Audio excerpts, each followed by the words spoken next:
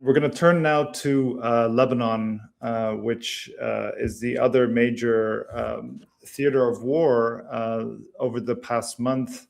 And just today, we've seen Israel continue its invasion and bombardment of Lebanon. At least 8 people were killed today in various strikes across the country. We've also seen reports of phosphorus shells, again, being used on a town in southern Lebanon. The Israeli military said it destroyed yet another bridge over the Litani River. That brings it to, I believe, 7 bridges that have been destroyed.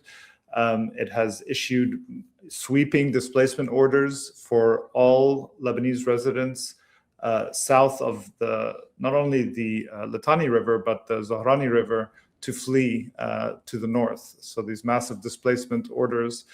And these attacks are continuing. And at the same time, we've seen continued resistance attacks by Hezbollah targeting the Israeli military on the ground in Lebanon, attacking tanks and so forth, and also firing rocket barrages into northern Israel. We're joined now also by Lylla Younes, who is a reporter based in Beirut, who has reported extensively for Dropsite News on what's happening in Lebanon. Lylla, thanks for joining us. Can you just tell us what's the latest happening right now? What are you hearing on the ground? And we can get into maybe some of the specific reporting that you've done. Sure, yeah, thanks for having me.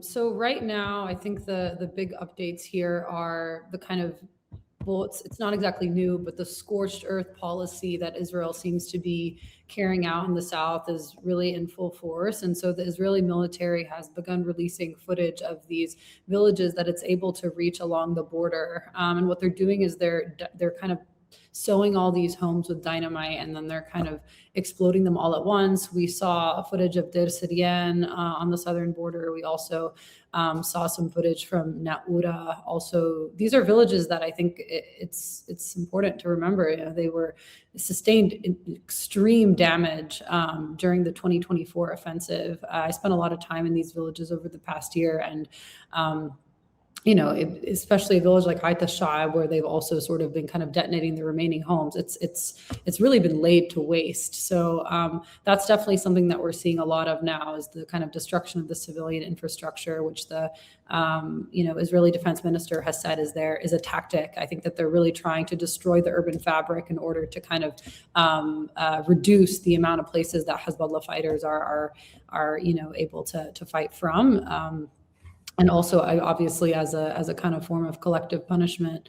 Some other updates from the ground, targeting of the UN peacekeeping force here, I think is a big one. There have been 3 Indonesian peacekeepers killed across 2 separate attacks, and they continue to experience attacks. I think they're sort of hunkering down in a bunker right now, and they're based in Naoura, and there's a lot of fighting around them. So they've reported, injuries. And then obviously also the Lebanese army has at least 7 soldiers have been killed since the escalation on March 2nd. And so we've seen the Lebanese army now actually fully pull out of multiple areas near the border, including this kind of series of Christian villages, which I wrote about in my last story, and we can get into that later. There have been a number of assassinations in Beirut. Those are really strong bombs that usually shake the entire city. There was a recent one in Jnah that killed civilians. They're usually referred to as assassinations, these kind of strikes that happen without warning, from Abikai on Twitter. But we saw some Sudanese migrant workers killed in that strike, a young woman, no military targets, so to speak. And then the other news that we've gotten in the past few days is the Israeli targeting of an empty apartment in the Metin region in Ain Saada, which is a Maronite village. So not an area that's ever been targeted before. certainly not an area where there's any resistance operations. And so what basically happened there is they targeted this apartment. They killed a man, Pierre Mawad, and his wife, Flavia. And Pierre Mawad is actually a leader in the Lebanese forces, which is a conservative Christian party here in Lebanon that has historic ties, actually, or has historically aligned itself with Israel and Western states. And so, call it faulty Israeli intelligence, call it, whatever you want to call it. It's kind of joining this accumulation of events, which really point to, Israeli intentions to kind of fuel sectarianism in Lebanon. And there's also a lot more to say there, but I'll stop there for now. Well, and mentioning, as you said earlier, about the Scorched Earth campaign we're seeing these videos which are very reminiscent of Gaza, where Israeli military will lay out dynamite and completely demolish an entire village and broadcast it and brag about it, showing that this demolition is happening.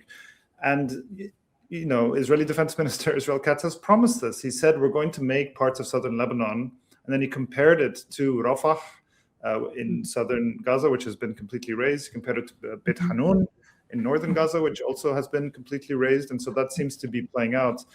And another tactic that seems to be coming from Gaza and being used in Lebanon is the open targeting and assassination and bragging about the killing of journalists. And we saw a very, very prominent journalist be assassinated just last week, Ali Shoaib, and a colleague of his, Fatima Ftouni, as well as her brother, who is a photographer as well, in what seemed to be multiple hits on their car. Can you explain just the significance of who these reporters were operating in southern Lebanon and the impact on the journalist community of their assassination? Yes, definitely. Ali Shoaib was a veteran correspondent and kind of one of the, I would say, kind of the faces of resistance media in the region, really. He has been around forever. We all kind of know his face. He covered the liberation of southern Lebanon in 2000. He covered the prisoner exchange of 2004. He covered the Israeli aggression of 2006. And then we obviously saw him on the ground in the previous war and this one. There's some footage that's been circulating a lot lately of him kind of standing in front of some IDF soldiers in southern Lebanon in 2024. Remember, I think a lot of people in the South, they thought that when they were going back to their villages at the end of the last war during the ceasefire in November 2024, they were kind of maybe imagining that they were going back to a liberated land as they did in 2000. But in fact, there were Israeli soldiers still occupying that land. And so he kind of really kind of pushed ahead of the people and was reporting on those conditions and stood in front of an Israeli soldier and is telling him, get away, get off. You're not, this is not, you can't be here. This is our land. So he was a fearless reporter. He really was someone who I think gave people a lot of hope, because remember, majority of more than half of Southerners, they're not home right now. They've fled. 1.2 million people displaced. And so to see these reporters on the ground in the South, it really gives people kind of a sense of like a promise of return, a sense that they'll be able to go back someday.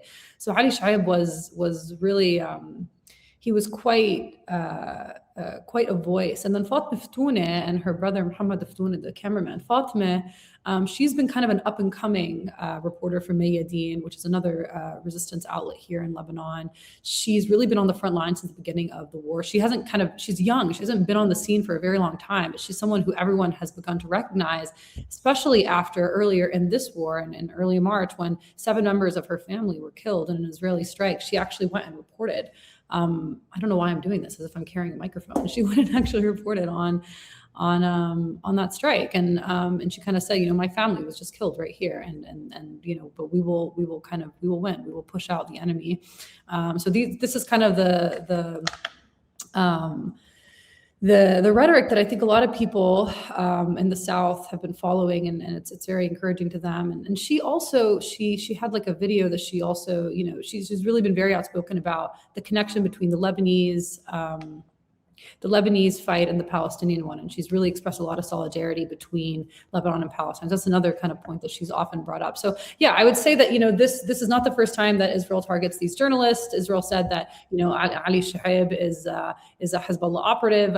It's very clear that this is false. They even admitted to Fox News of photoshopping a photo of him, a split image between him carrying a microphone and him, in military fatigues. They admitted openly to photoshopping this image. It really, his assassination, I do think it's reminiscent of kind of what we saw happen in Gaza with Anas Sharif and Hussain Shabat, Ismail Ghul, these kind of trying to justify these murders, and these really silencing of the people who are on the ground, who are closest to the front lines, and who are really trying to kind of report on the oppression of their people.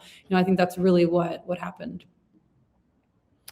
And Lylla, can you tell us a bit about how deeply into southern Lebanon the Israeli military has penetrated? I know they're trying to create a buffer zone or try to create some sort of depopulated zone inside the country. How deep is their presence, and what have they stated about how long they plan to stay and what they plan to do in southern Lebanon? In terms of how long they plan to stay, they've said we will stay until the north is secure, and I think that that's kind of code and they've actually said openly, like, this is also really the disarmament of Hezbollah is their goal in southern Lebanon, and so they will stay until that goal is met. And they said they want to occupy until the Litani River, which is more than 10% of the country. It's a huge amount of land. Where they've been able to reach so far, it's harder to say because they're kind of coming in and they're going out every day, right? So, for example, they've pushed in one of the forefronts of the battle is the village of Hussain on the southern border, and so they've pushed in, into the city, and then these rocket barrages and fighting from the resistance has pushed them back out. They have been able to push in pretty deeply into the side of southern Lebanon closer to the sea. So that's the area of the Bint Jbeil district of southern Lebanon. And they've been able to push up into these Christian villages, which I wrote about in my last story for Drop Site News. So Debel, and almost reaching right the outskirts of Bint Jbeil. So, we're about like 8 kilometers in at that point. But to say that they've actually been able to hold 8 kilometers of land, I don't think that we can say that yet definitively. It doesn't seem like they've really been able to. It seems like they're kind of doing these in and out movements. And we're also seeing them do incursions literally in the middle of the night, kind of coming in, either kidnapping someone or doing some sort of operation and then pulling back out. So including with helicopters, right? So it's a little hard to say at this point what they're really holding, but they are penetrating, I would say at least, 8 kilometers or so in and then pulling out. Yeah, and I'd just like to point out earlier this week, an Israeli military official was quoted across multiple Israeli media outlets as a senior official saying that, admitting that their goal of disarming Hezbollah is unrealistic, and that they couldn't actually hold and occupy the area all the way up to Litani. And, I'm sure many of our listeners and viewers know that Israel occupied that part of Lebanon from 1982 until 2000 when it was liberated, and it was liberated by resistance, by Hezbollah. And arguably, this might be the only time that Israel was forced to give up land through force, actually, ever. And so this was a major victory. But the senior military official then went on to say that the plan is to occupy, or what they call create a buffer zone, a few kilometers in along the border, but then to kind of control, and that, I guess that'll mean forever war in this area up to Litani. But Lylla, also wanted to ask you about some of your reporting about these areas, and especially this cluster of Christian villages in the south that you reported on, where both we saw the Lebanese army withdraw from and the Israeli military attack. So can you talk about just a little bit of what's happening there, and why these Christian villages are supposedly being spared, but especially Debel, it's like under siege right now with no supplies and no way of getting food. Right. So, another way that the U.S. kind of Israeli alliance has been fueling the sectarianism in Lebanon and kind of trying to, push the Lebanese state to disarm Hezbollah, something that the Lebanese state obviously doesn't have the capacity to do, and we can talk about that as well.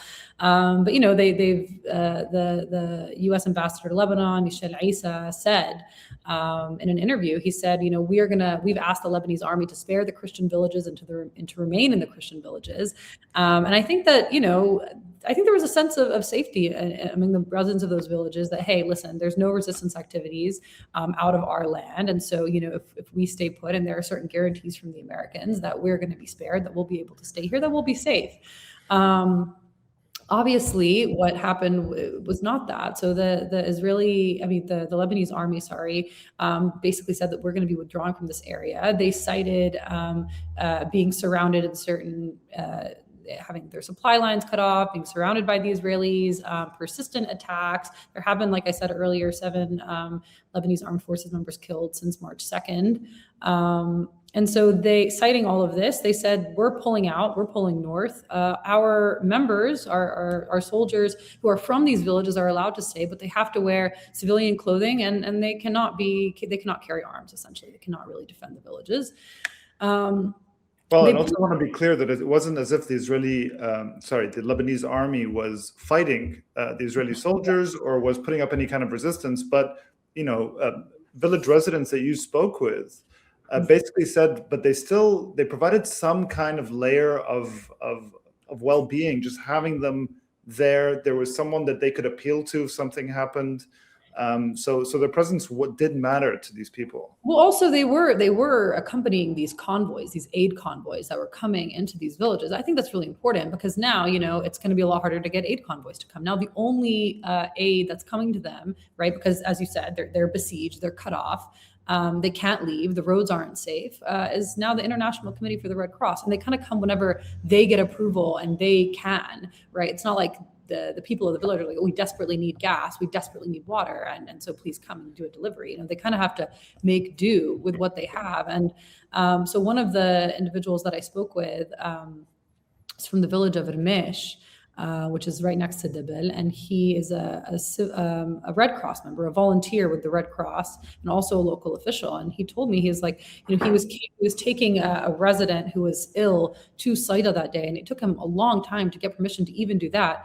2 days earlier, someone had a heart attack and wasn't able to get any medical care. He was a young 40-something-year-old father. He died in the village, unable to get to a hospital.